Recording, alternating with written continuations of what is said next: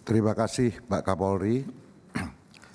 Rekan-rekan sekalian, telah kita dengarkan dengan cermat sambil baca karena disiapkan kita sampai dengan halaman 24 dari satu urut, dan pada titik ini sudah menuju P21, SPDB-nya sudah ke kejaksaan. Nah, saudara sekalian, ini tiba saatnya kita mengeluarkan pendapat. Izin Pak Kapolri beserta seluruh jajaran, rapat dengar pendapat kali ini mendapat atensi yang sangat luar biasa dari masyarakat. Bahkan kawan-kawan dari seluruh dapil juga ditanya. Mereka menjawab, kawan-kawan menjawab, nanti tunggu hari Rabu jam 10. Jadi izin Pak Kapolri beserta seluruh jajaran, rekan-rekan sekalian, ini diperhatikan oleh konstituen Dikau. Oleh karena itu, teman-teman pun hari ini penuh rapat hadir Pak Kapolri. Karena ini mau pertanggungjawaban kepada konstituen. Bahkan Pak Habib Adinda Dr. Habibur Rahman Pak datang ke sini jam 8.05 menit untuk bisa bertanya yang pertama. Dinda ini, cuman sayangnya hari ini tidak bisa yang pertama karena pimpinan menggunakan hak prerogatifnya mendahului bertanya. Jadi setelah pimpinan baru Diko ya. Iya. Oleh karena itu pimpinan apresiasi dulu kepada rekan-rekan media yang juga meliput untuk seluruh Indonesia. Oh ya, ini gaya kayak begini itu gaya politisi Pak, supaya bisa dilihat di dapilnya. Silakan Mr. Adis Kadir. Bismillahirrahmanirrahim. Assalamualaikum warahmatullahi wabarakatuh. Selamat pagi, salam sejahtera bagi kita semua. Om Swastiastu, Namo Buddhaya, salam kebajikan. Yang terhormat pimpinan dan anggota Komisi 3, yang terhormat Pak Kapolri beserta jajaran.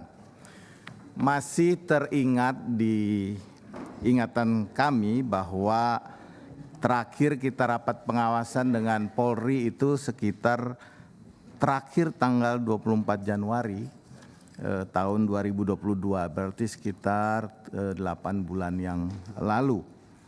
Pada saat itu kami Komisi 3 memuji dan memberikan apresiasi luar biasa kepada Polri yang saat itu indeks kepercayaan masyarakat tertinggi di antara aparat penegak hukum yang lainnya. Kita tahu saat itu hampir 80% indeks kepercayaan masyarakat terhadap institusi Polri. Tetapi dengan adanya kasus ini, kita tahu bahwa indeks kepercayaan terhadap Polri turun di bawah 50%. Nah, ini menjadi pertanyaan. Ternyata selain kasus-kasus Brigadir J dan Sambo tersebut, ternyata penurunan ini juga disebabkan oleh perilaku dan juga gaya hidup daripada teman-teman Polri di tingkat bawah. Saya mengenal Pak Kapolri, Pak Sigit, Pak Gatot, Pak Agus, Pak Agung, Pak Doviri, Pak Anang, sudah lama. Setiap saya berkomunikasi, saya WA, saya telepon, dan perilaku hidup yang bersangkutan saya lihat. Sampai saat ini biasa-biasa saja. Tidak ada perubahan, tetap komunikasi kami baik dan lain sebagainya. Tetapi kalau kita lihat di bawah Pak, tingkat Dir, Kapolres, sudah seperti raja-raja kecil di daerah. Kadang-kadang kita anggota Komisi 3 telepon saja tidak diangkat, WA tidak dibalas. Ini perilaku-perilaku seperti ini sudah mulai memperlihatkan bahwa barusan jadi Kapolres Dir sudah susah sekali.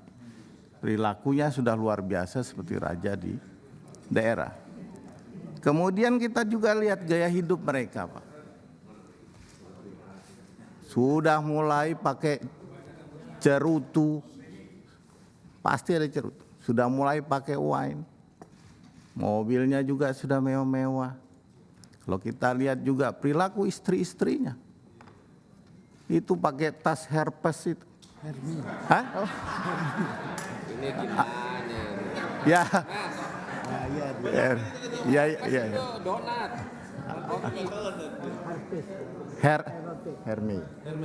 Hermes. Ya itu tadi Hermes. Itu sudah gonta-ganti Bapak Ibu sekalian.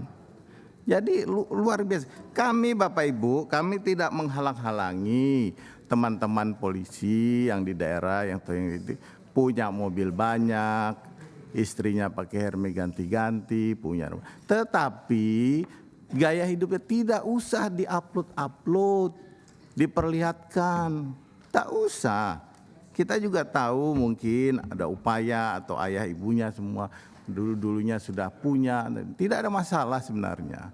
Tetapi janganlah diperlihatkan sehingga membuat masyarakat itu nyinyir, membuat masyarakat melihat oh ternyata begini Polri, padahal tidak begitu. Pak Sigit, Pak Gatot, Pak Agus, Pak Anang ini apalagi, Pak Doviri, Pak Agung, kami kenal lama dan biasa-biasa saja sampai saat ini semua. Tidak ada yang berubah dengan beliau-beliau ini. Gampang sekali komunikasinya, gitu. Dan juga penampilannya juga biasa-biasa saja. Jadi ini yang mungkin harus diubah Pak Kapolri terhadap perilaku kawan-kawan untuk meningkatkan kembali kepercayaan masyarakat. Dan juga tentunya perlihatkanlah kekompakan satu institusi agar tidak terkesan terpecah belah di dalam institusi Polri tersebut. Semakin Polri ini solid, semakin kuat, masyarakat juga akan melihat oh bahwa inilah wajah Polri kita. Jangan sampai terpecah belah yang akan membuat institusi ini nanti dikhawatirkan akan semakin terpuruk. Jadi jangan sampai proses-proses penyidikan yang ada di masyarakat itu akan tidak tenang Pak Beni. Ini kita ingin memperbaiki Polri. Selanjutnya terkait dengan kasus ini, saya masih memberikan kepercayaan luar biasa kepada Polri. Saya salut dengan kecepatan Kapolri beserta jajaran dengan membuka tabir ini seterang-terangnya. Jadi kami salut dengan kerja-kerja cermat dari Kapolri yang telah bekerja dengan baik dan juga terbukalah seluruh kasus ini sampai terang benderang. Tetapi Pak Kapolri masih ada pertanyaan publik yang harus memang dijawab Pak Kapolri. Kenapa harus dijawab? Karena kami khawatir kalau tidak dijawab masyarakat berpikir ada apa dengan kasus ini? Karena kasus-kasus yang lain dengan gamblang Polri itu menyampaikan motif-motif yang menjadi pertanyaan masyarakat. Pertanyaan masyarakat yang paling sering kami dengar, apa yang terjadi di Magelang? Karena kalau yang 8, 9, 10 yang di Jakarta sudah selesai, jelas sekali konkret disampaikan oleh Pak Kapolri baik di luar maupun tadi di dalam rapat ini. Kemudian siapa tersangka utama, siapa yang obstruction of justice, siapa yang turut serta, itu semua jelas sekali.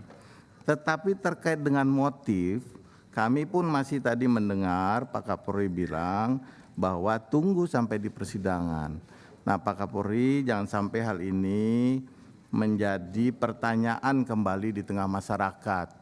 Kenapa kasus ini tunggu persidangan? Padahal kasus yang lain itu bisa dibuka terhadap masyarakat. Paling tidak berilah alasan kenapa hal itu bisa menunggu persidangan. Apa sebenarnya yang terjadi dengan motif kasus ini yang membuat masyarakat menunggu-menunggu sebenarnya yang terjadi terhadap motif itu apa? Nah, inilah Pak Kapolri hal-hal yang ingin saya tanyakan terkait kasus ini. Kalau yang lain saya pikir sudah gamblang tadi dijelaskan semua secara jelas dan rinci oleh Kapolri beserta jajaran. Cukup pimpinan dari saya. Terima kasih. Assalamualaikum warahmatullahi wabarakatuh. Terima kasih Mas Adis. Berikutnya Mas Dismon, kalau ya kita paham. Ini saya izin mengingatkan bahwa kali ini kita berharap kehausan publik dipuaskan, masalah dijernihkan. Jadi fokus ke situ ya. Oke. Kami persilakan Mas Desmond.